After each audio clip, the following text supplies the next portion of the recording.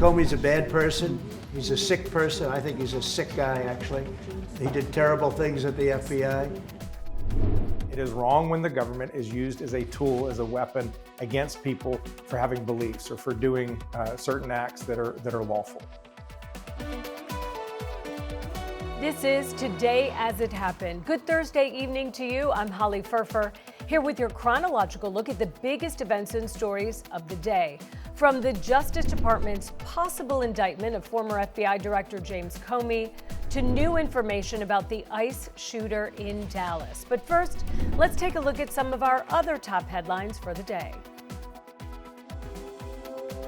President Trump accused the United Nations of sabotage on Wednesday and demanded an investigation into his awkward incidents during his visit the day before.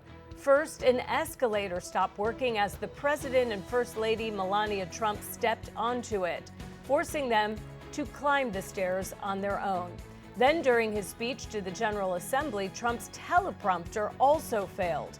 The president used both mishaps as metaphors for what he called UN incompetence. The UN says a videographer from Trump's delegation may have triggered the escalator's safety shutoff. The return of Jimmy Kimmel Live after his nearly week-long suspension drew massive audiences despite being blacked out in dozens of markets. The show averaged 6.3 million viewers on traditional TV. That's more than 3 times the show's typical viewership. ABC says it was Kimmel's highest-rated regularly scheduled episode in over 10 years among viewers ages 18 to 49. On YouTube, Kimmel has been gaining more than 1 million views per hour. His monologue about free speech in America has reached tens of millions of people across all platforms. The ratings are expected to grow once on-demand viewership is calculated. The Justice Department is preparing to ask a grand jury to indict former FBI Director James Comey on allegations he lied to Congress. Prosecutors are hoping to file the case as soon as today in Virginia. These charges relate to Comey's September 2020 testimony about the Russia investigation into Trump's 2016 campaign. Scripps News Deputy Political Director Joe St. George joins us now live from Capitol Hill with more on this. And Joe, what do you think the likelihood this indictment actually happens? Well, I think it's important to know what we don't know. Is this going to happen or not? There's been no indictment yet. It could happen. Notice the words we're using. Prosecutors hoping to indict. Some multiple reports are using the words weighing a possible indictment. So there's no necessary finality to the outcome here, but we're watching it carefully because of the date. September 30th, 2020 is when the former FBI director went before a Senate committee hearing and essentially denied that he leaked any story, any detail to reporters about a sensitive investigation at the time. Again, September 30th, 2020. September 30th, 2025 is next week, Tuesday to be exact, and that matters because of the statute of limitations. So the clock is no doubt ticking. That's why this story has kind of bubbled to the top, at least of the legal Washington world, to see if there's going to be action on this or not. Conservatives for years have been saying, hey, wait a minute. We've had some of our people get indicted in recent years for what they said before Congress. What about Mr. Comey? They believe this, again, said in September 30th, 2020, they believe this was a lie. Take a listen. Who's telling the truth? I can only speak to my testimony. I stand by what the testimony you summarized that I gave in May of 2017. So your testimony is you've never authorized anyone to leak? Mine is the same today. Conservatives say there's testimony to the contrary by other past Department of Justice officials. Worth noting that this case is being looked at, potential indictment in the Eastern District of Virginia. Why that jurisdiction, you may be asking? Well, if you notice in that clip, former Director Comey was virtually testifying. What was going on in 2020? You had COVID, you had more virtual testimony. He was testifying from his home in Virginia, hence the Eastern District of Virginia jurisdiction. What has transpired in that Department of Justice division in recent days and weeks? Well, a lot. First off, we've had a former U.S. attorney, we had a U.S. attorney resign from that posting. We had the Washington Post reporting that that U.S. attorney refused to go on with an indictment of Comey because of a lack of evidence. And in recent days, we've had President Trump appoint a new U.S. attorney for the Eastern District of Virginia, who just happens to be his former personal attorney. So some close ties to the White House on that front. That doesn't guarantee that an indictment's going to be forthcoming. That doesn't guarantee that a grand jury would go along with an indictment. But those are the unique political characteristics of what's transpiring here. So, Holly, we have a ticking clock with the statute of limitations, and we know we have a president who's at least been pushing the Department of Justice in a direction of taking action. He posted on Truth Social last weekend essentially a criticism of Pam Bondi, the Attorney General, indicating that the reputation and credibility, this is that social media post we were talking about, indicating that that reputation and credibility of the Trump administration was on the line because there wasn't enough prosecutions of individuals like Jim Comey. So a developing story. As is the case when anytime a grand jury is part of the conversation, we don't know much, right? Grand juries tend to be secretive by nature. Of course, if anything breaks with this story, we'll be on it very quickly here with our Scripps News team in Washington. Indeed, you will. Okay, I want to shift gears a little bit because once again, we're staring down the real possibility of a government shutdown, and with it, the loss of lots of jobs, which is a little different than what we've heard in the past. So what's the difference? What's the latest? What can you tell us on all of that? Yeah, I'm going to correct you if I may. You said a little different. This is a big difference. This is a big difference. And it's really a little bit game changing when it comes to this political debate that we're about to have as a country, that Congress is about to engage in over the next several days. The government runs out of money Tuesday night. So that's September 30th. It's consequential for Comey. It's consequential for government funding. Both sides seem to really be dug in with their position.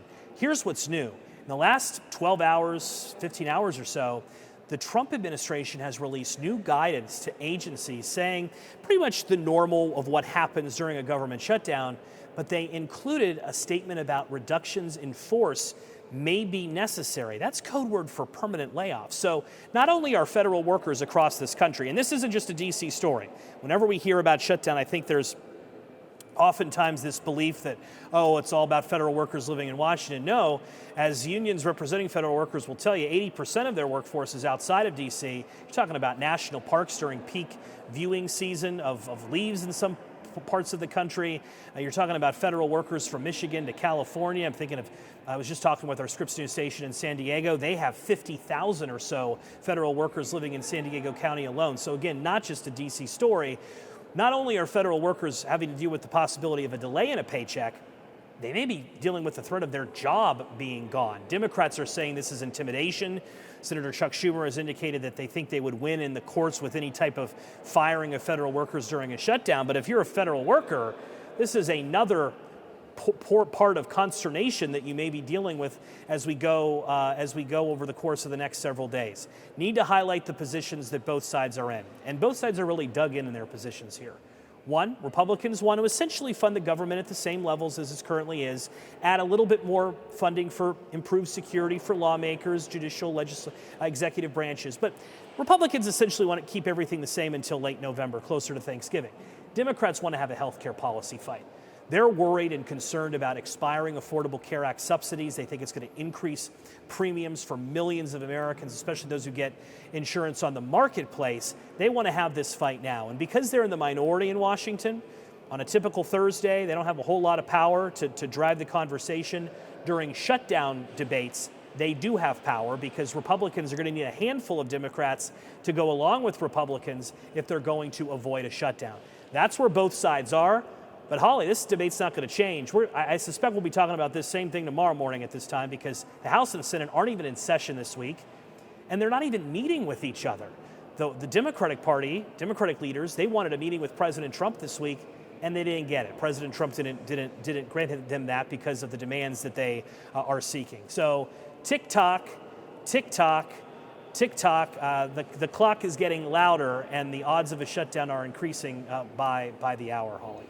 Well, I'm going to send you some coffee there. Scripps News Deputy Political Director Joe St. George for us, because you're going to need it. Joe, thank you so much. Coming up on Today as It Happened. The radical left is causing the problem. They're out of control. They're saying things, and they're really dumb people. Welcome back to Today as It Happened. Let's check back in on our daily briefing of today's top stories. President Trump is taking questions from the media as he prepares for his bilateral meeting with Turkish President Recep Erdogan. So let's listen in. President, there was another shooting at an ICE facility in Texas yesterday. Terrible. Detainees were killed. The FBI director posted on social media bullets that were engraved with the message anti-ICE. Right. He just posted another thing on social media saying they recovered a handwritten note from the subject that read, "Hopefully this will give ICE agents real terror to think, is there a sniper with AP rounds on that roof?" Who do you hold responsible for the uptick in left-wing violence in the country? Radical left rhetoric. The radical left is causing the problem. They're out of control. They're saying things, and they're really dumb people. I mean, I look at Crockett. I look at some of these people. They're very low IQ people, actually. But the radical left is causing this problem, not the right, the radical left. And it's going to get worse, and ultimately it's going to go back on them. I mean, bad things happen when they play these games. And I'll give you a little clue. The right is a lot tougher than the left. But the right's not doing this. They're not doing it, and they better not get them energized, because it won't be good for the left. And I don't want to see that happen either. I'm the president of all the people. But the radical left is causing this. Radical left Democrats are causing this problem, and it gets worse. It gets worse, and it'll be a point where other people won't take it anymore, and that will not be good for the radical left, and we don't want that. Okay, thank you. Mr. President, it seems like an indictment of James Comey is imminent. Would this be the first step in accountability for pushing the hoax of Russia, along with Barack Obama involved as well? Well, I can't tell you what's going to happen because I don't know. You have very professional people headed up by the Attorney General, and Todd Blanche, and Lindsay Halligan, who's very smart, good lawyer, very good lawyer. They're going to make a determination. I'm not making that determination. I think I'd be allowed to get involved if I want, but I don't really choose to do so. I can only say that Comey's a bad person. He's a sick person. I think he's a sick guy, actually. He did terrible things at the FBI. And but I don't know. I have no idea what's going to happen. Thank you very much, everyone. Scripps News White House correspondent Haley Bull is live now at the White House. Haley, good afternoon. How is President Trump viewing Turkey's role in stopping conflicts? Well, President Trump making clear that he believes President Erdogan could be influential, but also seeming to call on him to do more when it comes to Russia's war in Ukraine, specifically calling on Turkey to stop purchasing Russian oil. This is something he has demanded of European allies in recent weeks, as he has really ramped up the pressure on Russian President Vladimir Putin in recent days, indicating he believes Ukraine could take back land, and once more threatening significant economic penalties against Russia absent an end to the war. Turkey, based on data from the Center for Research on Energy and Clean Air, is among the top purchasers of some Russian energy products. President Trump specifically saying this. Listen. Well, I can tell you that President Erdogan is very respected by both of them. Everybody respects Erdogan. They really respect Erdogan. I do. And I think he could have a big influence if he wants to. Right now, he's very neutral. He likes being neutral. So do I like being neutral. But he's somebody that if he got involved, the best thing he could do is not buy oil and gas from Russia. But I'm very disappointed in Putin. And Maritza, at the same time as Trump is talking about the potential influence of Turkey in the effort to end Russia's war in Ukraine, as the country has hosted talks between Russia and Ukraine this year when it comes to countries' efforts to end the conflict in Gaza, the president noting Erdogan's, quote, tremendous influence in the region. President Trump saying he believes they are close to a deal. And this meeting taking place at the White House today right now is notable as it comes on the heels of a group meeting President Trump had with not only President Erdogan, but other Arab and Muslim leaders on the sidelines of the UN General Assembly in New York just earlier this week. President Trump calling it a great meeting, one with strong dialogue. Some of the first details we have heard about that discussion as the U.S. is balancing the relationships with those countries as well as with Israel, as more and more U.S. allies are recognizing an independent Palestinian state despite the United States' disagreement on that front. Erdogan in particular has been very vocal in criticizing Israeli Prime Minister Benjamin Netanyahu and condemning the violence in Gaza, calling it the, quote, humanity's lowest point. Now, Trump said he is expected to meet with Israel in the coming days. And while Erdogan in the Oval Office seemed to throw his support behind President Trump's peace effort, Trump also was not clear whether they are on the same page on Gaza when pressed specifically on that front, Maritza. Yeah, Haley, I mean, so many moving parts and so many things woven together here. So do we expect any concrete outcomes from this meeting?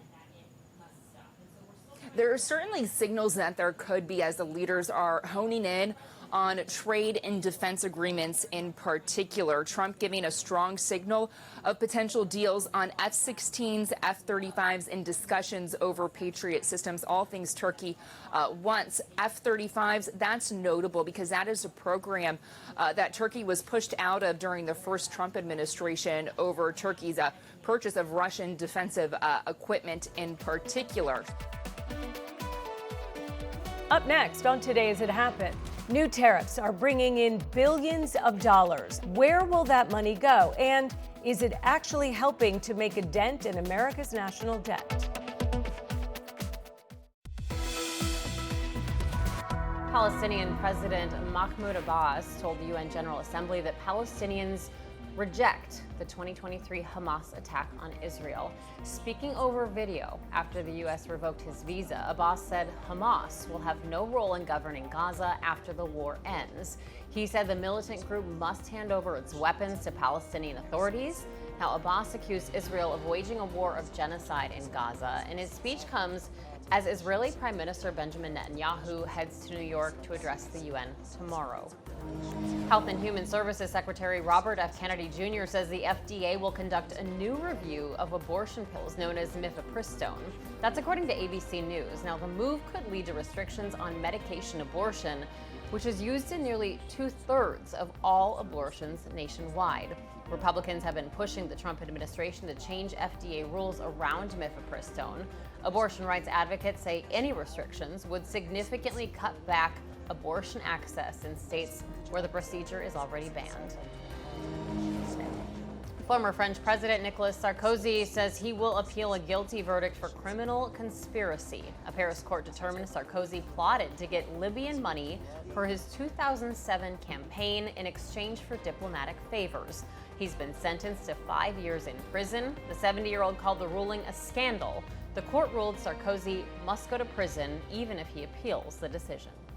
President Trump's tariffs have become a lucrative revenue stream for the U.S., but now there are new questions about what that money will be used for and how helpful it could be to pay down America's growing national debt. President Trump's new tariffs have generated billions of dollars since being implemented earlier this year. If they stay in place, they could bring in $2.4 trillion over the next decade. That's according to the budget lab at Yale. Money that we raise from tariffs goes in what's called the general fund, which is just kind of a catch-all fund that Treasury runs. Ernie Tedeschi is the director of economics for the budget lab at Yale and says it's up to Congress to decide how to put that money to use. Republican Senator Josh Hawley introduced legislation that would use some of the revenue to send rebate checks to Americans. President Trump has said the tariffs will help America eliminate its massive debt. Tariffs are making our country very rich again, and we'll be able to take care of our debt.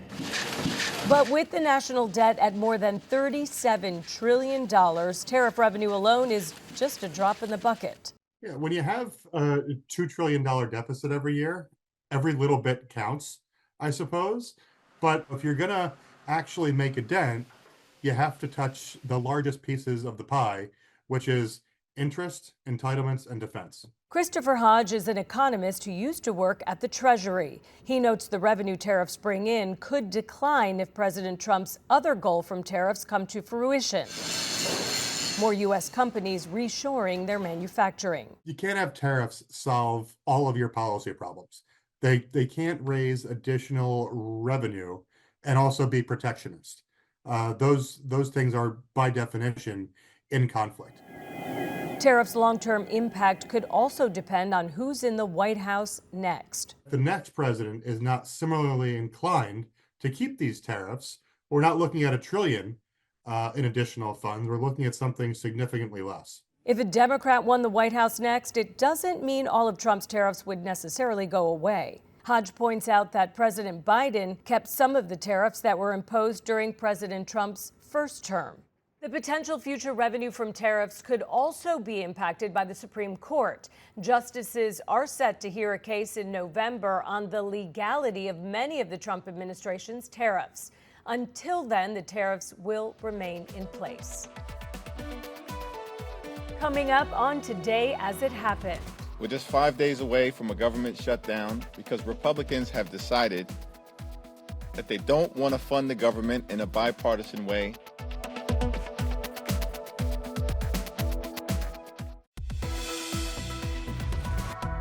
You're watching Today as It Happened, Scripps News rundown of the biggest events and stories of the day. So let's jump right in. Good afternoon, everyone.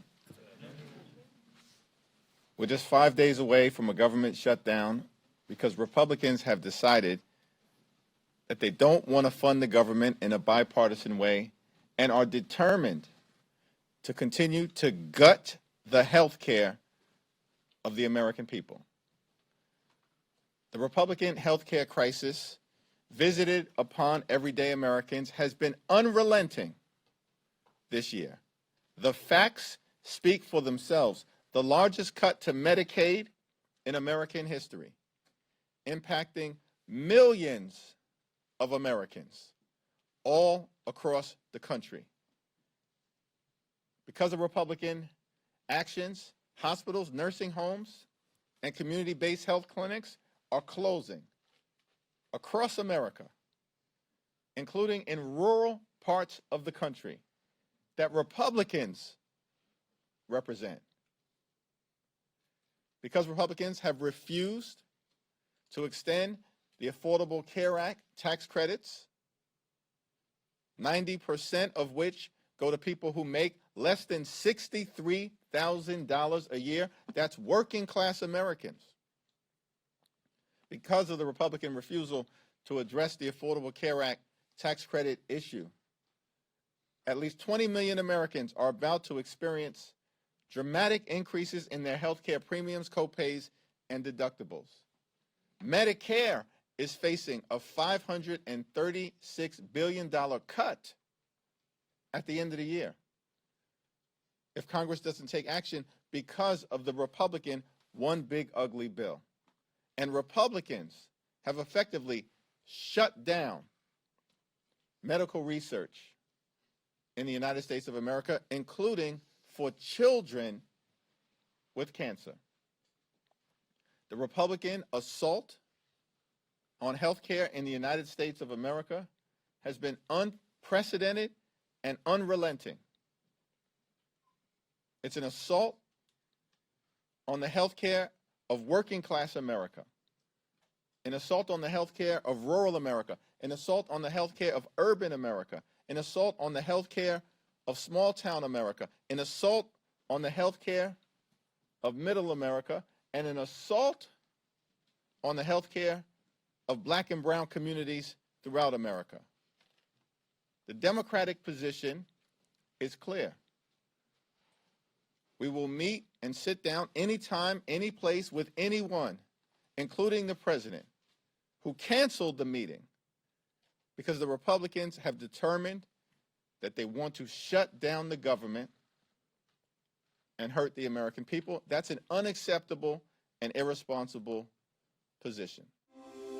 Today marks the first day that middle and high schoolers, can officially enroll in Meta's new school partnership program. So this initiative lets educators report safety concerns like bullying directly to the platform for faster review. And it comes as Instagram announced it has now grown to 3 billion monthly users. Some parents say that level of influence means the platform should be taking on more responsibility here. So Scripps News business and tech correspondent Maura Barrett is live in our DC newsroom with the details. Good afternoon, Maura. So Instagram says schools will also get resources to help students use the internet more safely.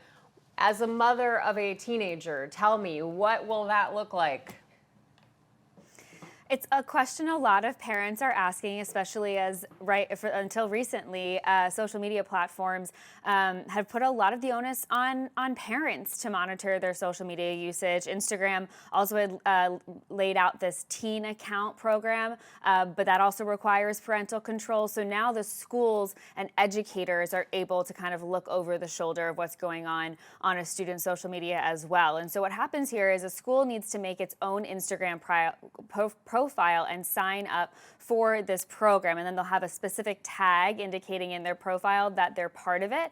That way, if they see cyberbullying language on the platform from students or those horrible gossip pages that tend to pop up, they can immediately report it to Instagram, and that prioritizes the platform's review to see if it violates their community standards. And this will be on an expedited timeline. They're saying within 48 hours, which is much faster than we currently see reports responded to. That's something that parents and teachers were complaining about, actually. Now, the Cyberbullying Research Center has national research that shows that only 13% of kids who have been cyberbullied don't report it to school or to educators because they feel like educators aren't in a position to do anything about it. And so this group says that this new program should help fast-track important solutions. The program was piloted out to 60 schools over the last year, and now it's opening up nationwide to middle and high schools. And it does come after national teachers unions like the American Federation of Teachers, which represents 1.7 million educators,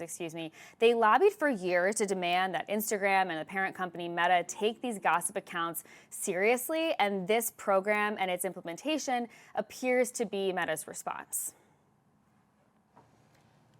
So, Maura, first of all, let me just say, my heart goes out to anybody in high school and middle school right now, because I didn't have social media, and it was hard enough to be in middle school without social media. I can't imagine what it's like for these teens. But let's talk about the reality check here as far as implementation and oversight, because this really adds a lot more work to the already full plates that teachers have. So how do we kind of logistically see that play out? Right. It's a real concern, especially because, as you mentioned, teens, when it comes to bullying, it's not happening face-to-face. It's happening with these anonymous accounts that we see pop up on Instagram, these gossip pages. There were all these different anonymous gossip websites in recent years that were also really damaging. But it also happens on Snapchat because those messages disappear, or even through iMessage. And so it's a really broad problem that's not just specific to Instagram. And there's this general acknowledgement that this could be a helpful tool. But as I mentioned earlier, in covering Meta for the last several years, at the end of the day, this is just another step, another way that they're punting responsibility for regulation away from themselves. For a long time, they always said that parents should be the ones doing this. I mentioned that teen account program, but now they're saying, oh, educators can be doing this too. And so those petitions from the teachers unions that I mentioned specifically was asking Meta to take the lead on taking down accounts that feature this bullying content, in addition to prioritizing the reports. So the only thing this program seems to do is prioritizing the reports that then kind of filter through their community guideline process.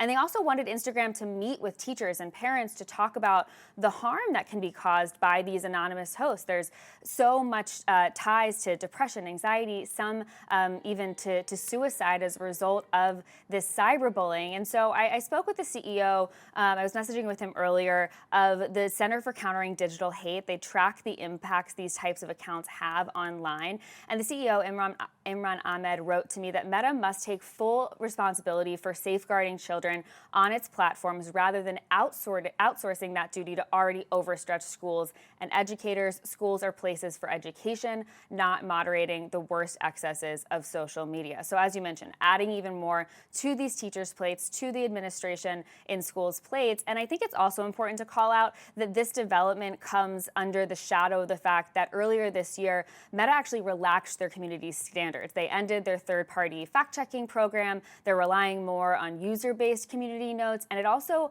fully dismantled its hateful conduct policy. And so yet again, it's this outsourcing, it's this punting the responsibility under the veil of saying, hey, we're actually doing something good for your kids, Maritza.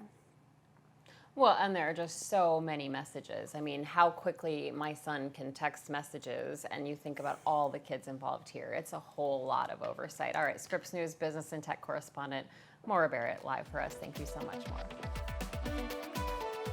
Coming up on Today As It Happened, Sean Diddy Combs was back in court Thursday arguing to have the prostitution charges against him dropped. Scripps News correspondent Alex Miller has followed the case against the music mogul from the beginning. So stay tuned for her reporting after the break.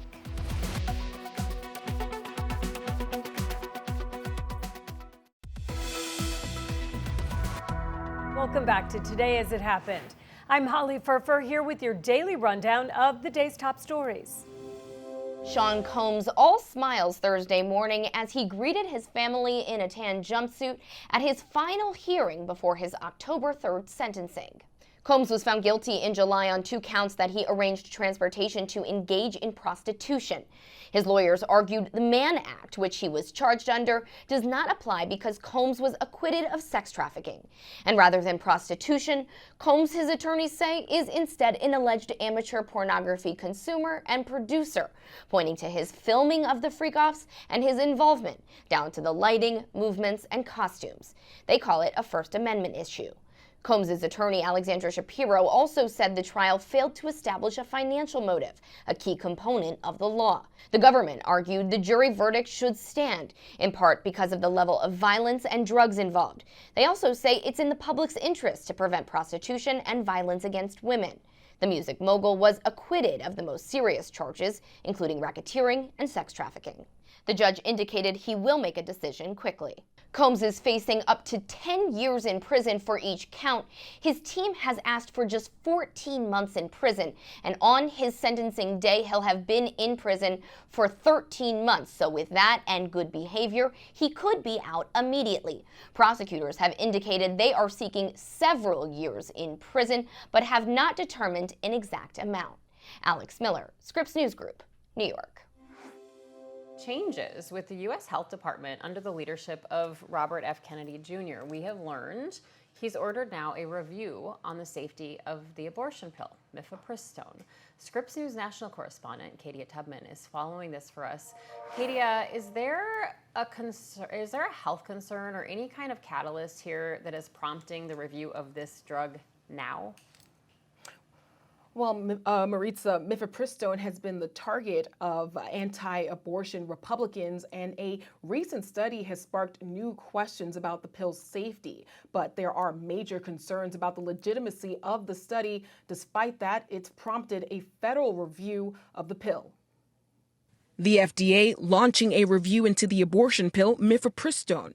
That's according to a letter obtained by Scripps News from Health Secretary Robert F. Kennedy Jr. and FDA Commissioner Martin McCary to 22 Republican state attorneys general who previously requested a review of the safety of the pill. Kennedy had previously committed to that during a Senate hearing in May. I've asked Marty McCary, who's the director of FDA, to do a complete review and to report back. The letter references a study from the Ethics and Public Policy Center, a conservative think tank, that found nearly 11% of women taking mifepristone experienced a serious adverse event after using the pill.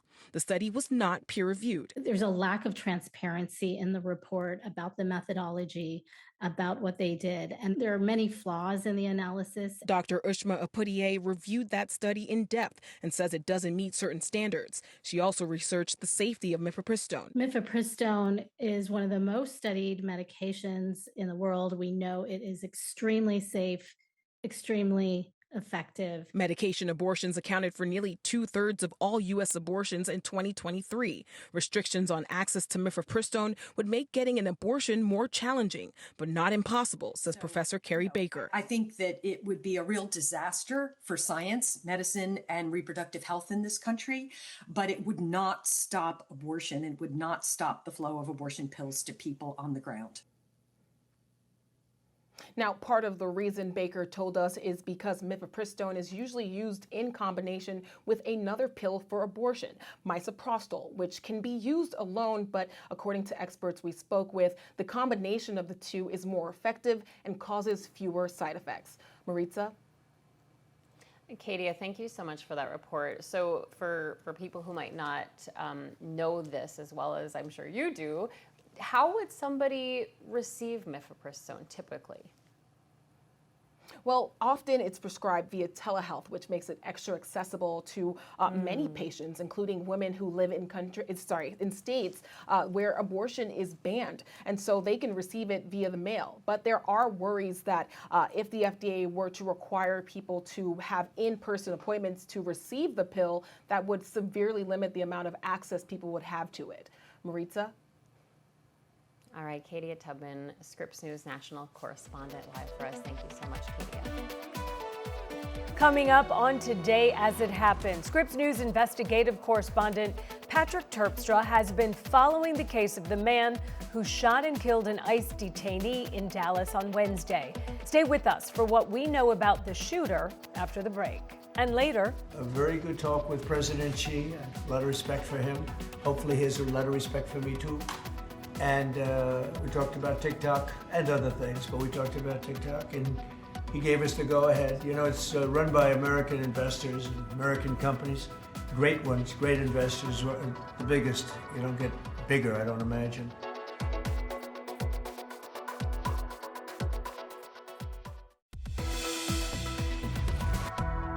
welcome back to Today As It Happened. I'm Holly Furfur. All right, let's jump right back into our rundown of our top stories of the day.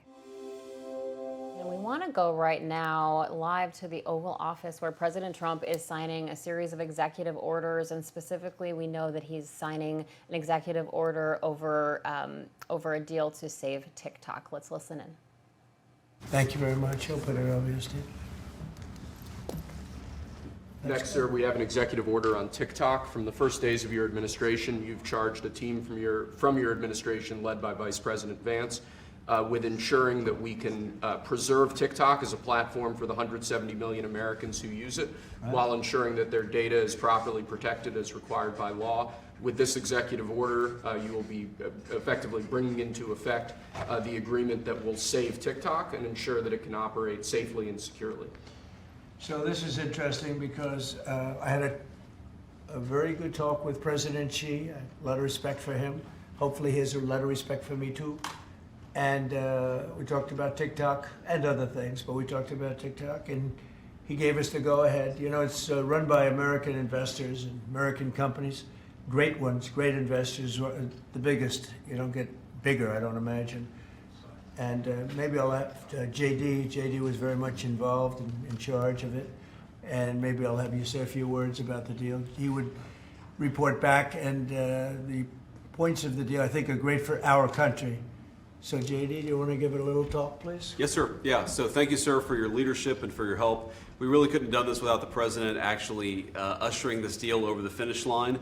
There was some resistance on the Chinese side, but the fundamental thing that we wanted to accomplish is that we wanted to keep TikTok operating, but we also wanted to make sure that we protected Americans' data privacy as required by law, both because it's the right thing to do, but also because it's a legal requirement of the law that was passed last year by Congress. So we think that we were able to do that. Of course, we're going to keep on working at it, but this deal really does mean that Americans can use TikTok, but actually use it with more confidence than they had in the past, because their data is going to be secure and it's not going to be used as a propaganda weapon against our fellow citizens.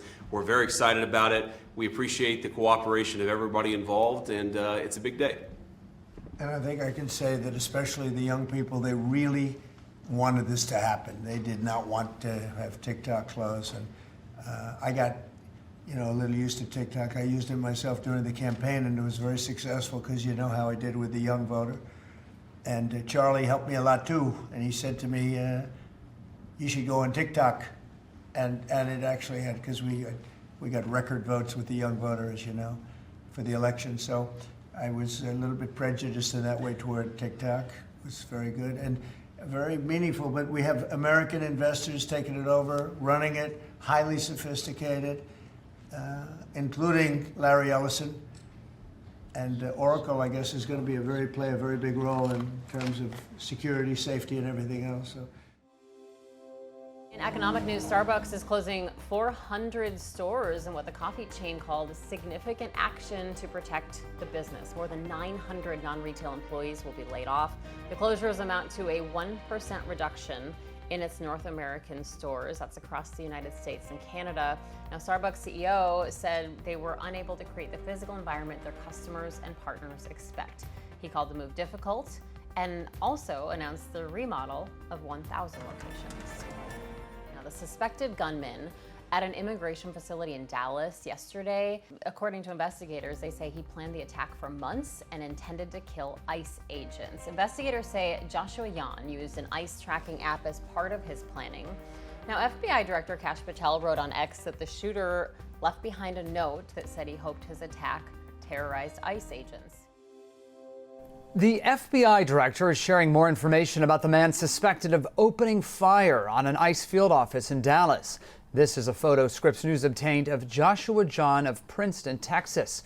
Police say he took his own life after shooting indiscriminately at the ICE building, killing one detainee and wounding two others. FBI Director Kash Patel saying they have found devices, data, and writings in the suspect's bedroom that indicate a high degree of pre-attack planning. That includes a downloaded list of Homeland Security facilities, online searches for apps that tracked ICE agents, and videos related to the Charlie Kirk shooting. Also, according to the FBI, a handwritten note that said, quote, hopefully this will give ICE agents real terror to think, is there a sniper with rounds on the roof? We've been looking into his background and found a 2016 conviction in Texas for marijuana delivery, but no other major criminal records. Voting data we've found shows he voted in the March 2020 primary election in Texas using a Democratic ballot. President Trump and others in the administration continue to link the shooting to inflammatory rhetoric from the left, pointing to the words anti-ICE slapped on a bullet at the scene. Secretary of Homeland Security Kristi Noem saying they are working to better protect ICE locations. We are strengthening all of our security at all of our federal facilities and our detention and processing centers. We also are continuing to hire more and more law enforcement officers. The Foreign Ministry of Mexico saying one of the injured detainees is a Mexican citizen. Patrick Terps for Scripps News Group, Washington. Thank you so much for joining us this evening for Today As It Happened. I'm Holly Furfer. Have a great Thursday night.